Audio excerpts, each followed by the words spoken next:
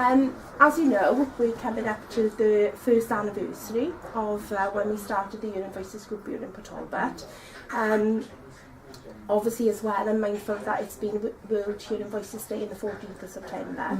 So we thought that we'd get together really and put a little piece of work together that kind of highlights what the group is about and what we're doing and what it means to people. So, as you know, I'm Jane Whitney and I facilitate the group. My name's Tina Bevan and I got involved 6 months ago now, I think, isn't it? I come from mental health background, but I come more from the therapy side of things. My name's Gail John. I'm a teacher, but also a befriender, and I've really benefited so much from Jane and Tina, your support, because you've actually influenced and just changed so many lives, and people have actually come into recovery thanks to your advice and your support. Do you know your passion? You're so passionate for recovery. I'm just really interested, how did you get involved and how were you so passionate to facilitate all that you're doing on the ward that you're in, and you're just different. For me, I am a registered mental health nurse. I worked as a support worker before that, so being exposed to working with mental health for many years. For me, probably my experience of finding whilst I was doing my training, whilst I was in placements, whilst I've been in practice, is little gaps in services really that are there to help people with the practical issues that they're dealing with. So for me with the Hearing Voices group, it was something I became very much on board with when as a practitioner I found there wasn't anything to inform my practice in practical terms of actually helping people to cope with their voice hearing.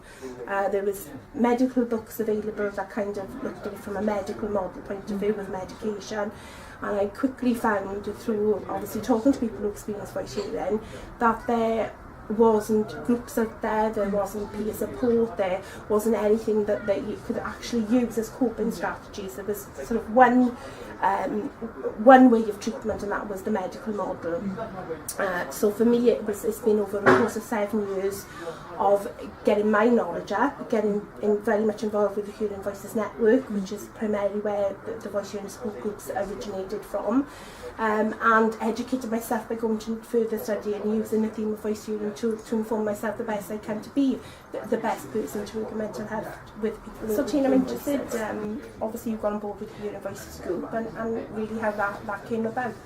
Well, I think similar to yourself, Jane, it was a case of having worked in the mental health field for many years, 20 plus years. The only sort of treatment protocol has always been medication. And I now work as a therapist, because I've done extra training on top of my nursing skills, and that's my main interest at the minute. And I see people on a day-to-day basis who are struggling with hearing voices, and there's so much stigma with it. They feel that they can't talk about it outside of our therapy sessions.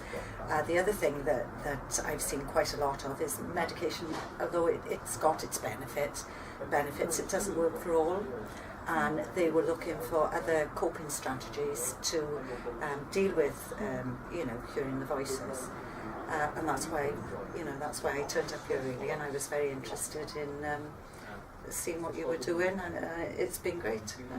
It's been a success. It's helped me build on my knowledge. I'm just really interested, because this is now a year's anniversary. How did it actually start? Okay, again going back to my kind of experiences going through training and working as a practitioner, I found there was massive gaps in terms of speaking to people and asking them what help they've had for their voices. And one of the significant things for me is when I became a CPN, I was running a depot clinic and obviously starting to ask people about their experiences. A lot of the feedback was that nobody'd ever talked to people about their voices, nobody'd asked them what the meaning of their voices were, or what the context, what the content, what the relationship was. It seemed simply that they had medication, they turned up to depot clinic, they had the conversations with the nurses there, but there was far more that they wanted to get out of that experience. For me, it's been something I've been extremely passionate about. It's things that I saw in my training that people were giving up on, maybe because people didn't understand that process or how they could work with people to work with voices. And education for nurses, we were almost taught in a different era where you didn't engage with people about their voices, and therefore if you resisted talking about it, it was a delusion and therefore it wasn't real. What the Hearing Voices Network did was find that pockets of people do want to talk about their voices are very real to them, and they want to come together and talk about their experiences in a safe environment where there's no judgment, where there's no stigma, where they can actually talk about the context of their voices without a knee-jerk reaction, without services maybe panicking and saying perhaps they need to be in hospital or they need more medication. Peer support is vital. You know, the Hearing Voices Network and the principles it uses about actually helping people to understand their voice hearing experience, you know, has been fundamental really, and the way that I've acknowledged that gap in service as well. So I was able to come to the guys in Hafal and say, this is what I've experienced, this is what I'd like to do. That mirrored exactly the same experience that they were having with people turning up in the centre and asking for help and looking for support. And we decided that together we could combine this from services type end, from Hafal, and obviously the group is open to non-service users, people who don't come into the service, male, female, absolutely open. There's no referral system, there's no risk assessments, you know, which sometimes becomes a barrier for people actually accessing some form of groups. So it's a very different group in terms of perhaps the generic way that groups are run perhaps in services. It's a very different philosophy. What have you achieved during the last year? Well, over the last year, the group was launched in August last year. Through that period of a year, we've had altogether between about 30 or 40 people coming into the group, joining the group at different times, sometimes just using it once or twice when they wanted a little bit of information or when they wanted to obviously talk about some things with their peers. We've got about 15 to 20 regular people that actually come to the group now.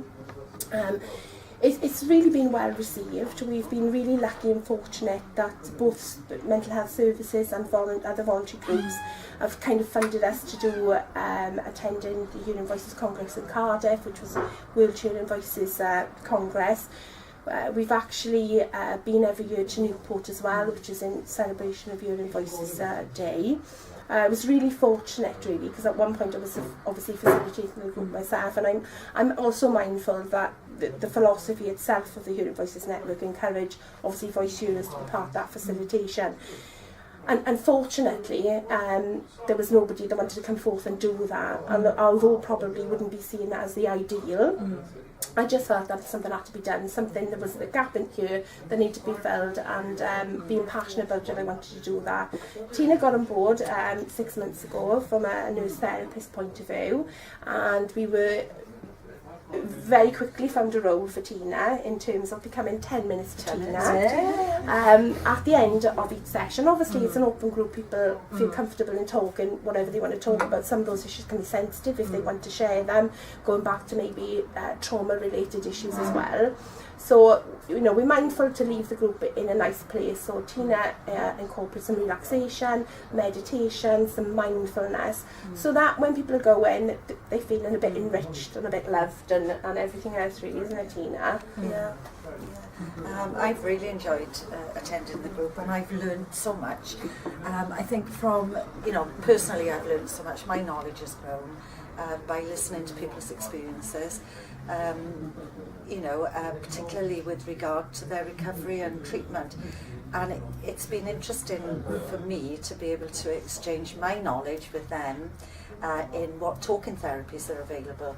And I think out of all the people that have come in and out of the group, I've only met 2 people that have actually received talking therapy. Many people have care coordination. They have maybe a CPN or a social worker that will, you know, intervene and manage crises and help them with things. But very few have received specific therapy to help manage the voices. It's all been, like Jane said earlier, based on a medical model. And, you know, medication does help, but it's not the be-all and end-all, you know, of treatment. Yeah, I think, you know, and you know, sometimes we need to acknowledge actually it's important for them to have an arena where they can voice the specific dialogue of the voice, if you like, you know, without being scared that, like Jane said, that somebody's going to overreact. Yes. And also, you know, to get across the message that just like thoughts are not facts, they're just thoughts. Put in a nutshell, you know, voices are not factual either, they're just voices. Yes. And, you know, and it's important that they challenge them and that they don't react in response to them. And you know, it's very interesting sort of subject, and sharing their coping mechanisms, because people have very good coping mechanisms, and to share it with their peers, you know, is good to see. I think one of the most crucial things that have come back from feedback when we've actually talked about the group is, number one, people felt very isolated, they felt very alone, they felt they were the only people out there. So coming together with a group of people with the same lived experience is absolutely vital for the social facilitation, you know, for the social aspect of things as well.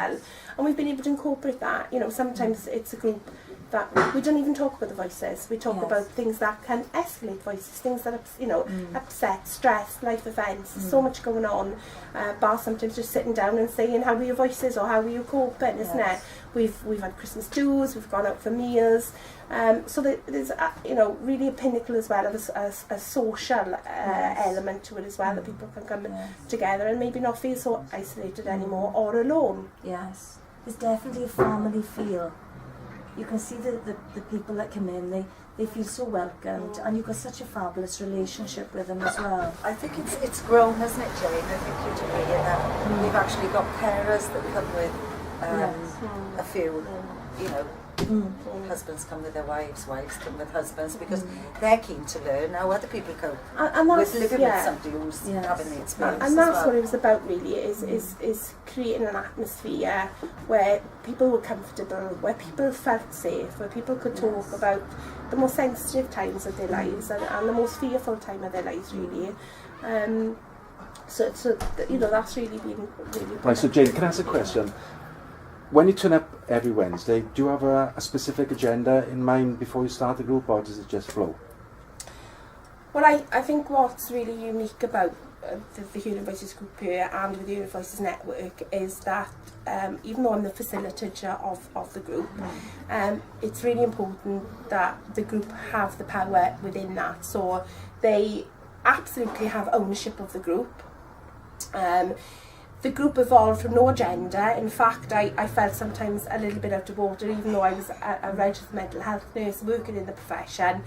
I still came into an environment where I thought, am I going to do good or am I going to do bad here? So I just let the group evolve into what the group has become, really.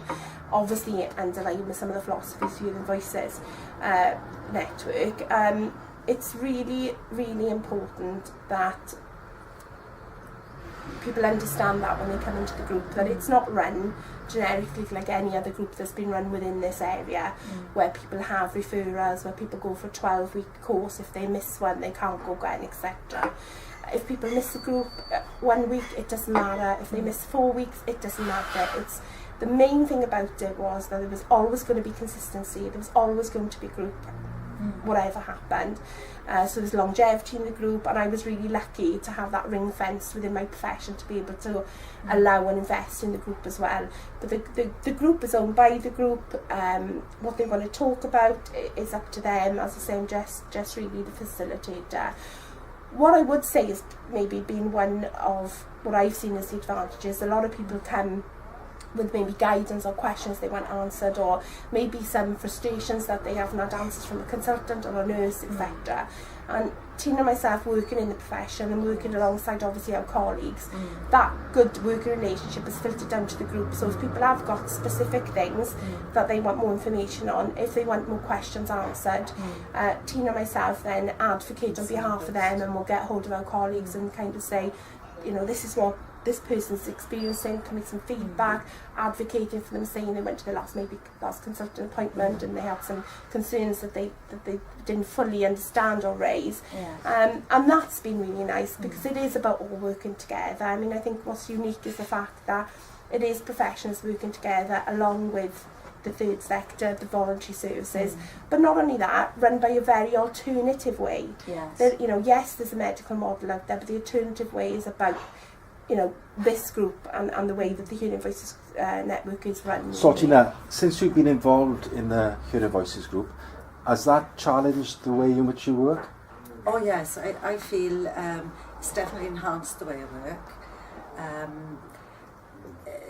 Very often, you know, people would say, well, I'm hearing voices and they're of a derogatory nature, but they wouldn't specifically say what the voice was saying, or, you know, so clients are more open.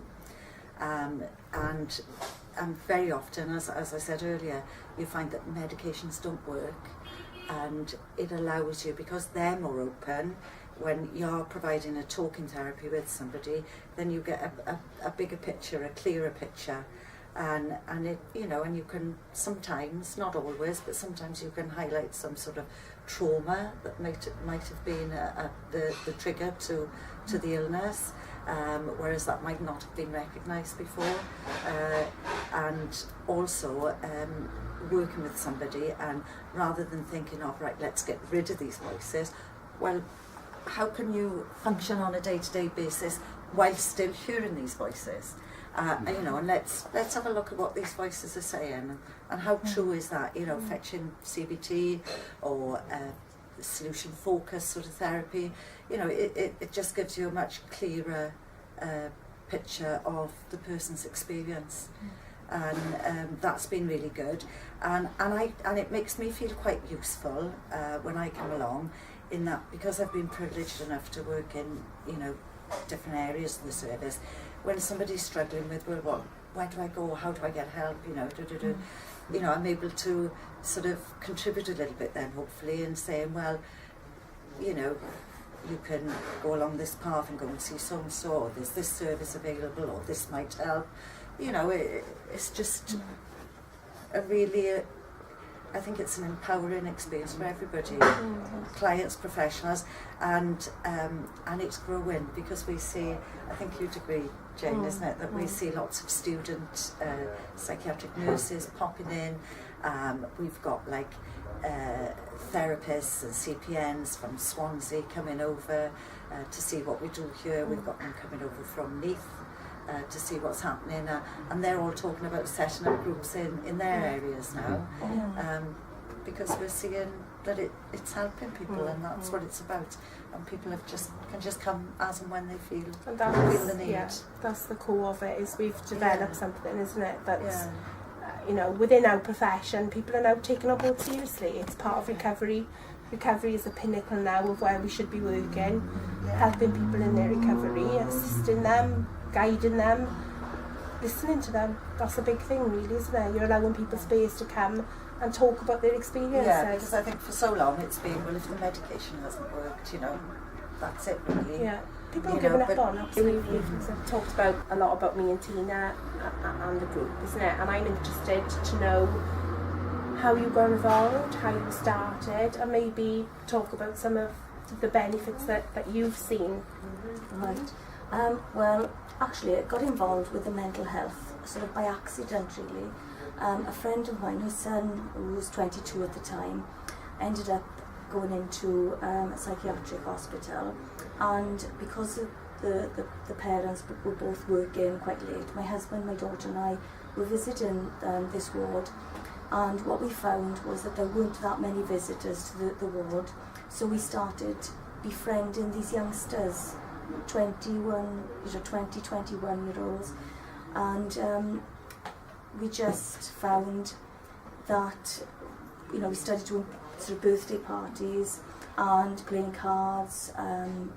I ended up taking my parachute in, and my water pistols, started chasing around with balloons, and just started having fun and just socialising, and just built relationships with them, started listening to them, and I just found that these people started to change before my eyes, and it was through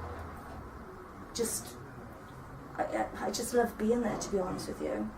So from that, I just wanted to really look at ways to help them. The ones that we actually made friends with started coming out of the hospital, and then I ended up going on the mental health conference, and then from there heard Ron Coleman speak, read his book as well, Recovery and Alien Concept with recovery plans, and then also started looking then to do recovery plans with my friends, to look for recovery, because of course before I went to that conference it was a new concept to me. I was just texting my friends during that conference saying, you know, that recovery is possible, and really started wanting to work with them just to look for options and to sort of look at their plan, how we could actually plan things. So I got in touch with my friend who is a service user, who knows all about the work that you've done and described you as very innovative, and of course give me the phone number. So then I got in touch with you and asked really if there was any way that I could help my friends for any suggestions, and then you asked me to come along to the group. Well, since coming to this group, I think I've brought about 4 different service users with different needs. It's actually, my role I suppose has expanded. And I know you've given me advice, or given them advice really, because it's all about empowering them towards their own recovery. Absolutely. And just seeing them again change really from really 1 or 2 of them have had mental health advocates, never heard of that before. You've helped their care coordination and planning. You've educated me with the mental health measure 2010 and all the principles of recovery. And there's concepts in there which are absolutely awesome, that recovery is out there for everyone, and it's such a powerful message, and you can see these people, the input that you have really is just changing lives. And it's instead of perhaps putting a label and putting someone in a box, it's actually removing you know, the limits really. Because I mean, one friend of mine, thanks to the 2 of you, through signposting us really, has actually just went to see a psychiatrist yesterday, in fact, after 2 years of having the label of bipolar and ADHD, as went to a psychiatrist yesterday and was told that she now has no mental health issues at all, that there's nothing wrong. And again, it was pinpointed that it was actually trauma. So these, you know, there's actually people that are coming into recovery, and just before our eyes, I mean, one youngster has stopped cutting after 6 weeks. And it's just really by looking at other options really, instead of perhaps looking at medication, and medication doesn't get reviewed for months or years. You know, it's looking really at planning, recovery plans, which is all based on Ron Coleman's philosophy. It's just a different way of looking at things, and it's giving people hope. It's giving them hope, you know, towards their own futures, to take responsibility and to take back their own futures for themselves. And you know, you both have been awesome. You don't realise how much you've helped my friends. I'm really glad that you mentioned Ron Coleman there, because there are significant people within the recovery movement who have really been an inspiration for mental health services, mental health service users, mental health professionals.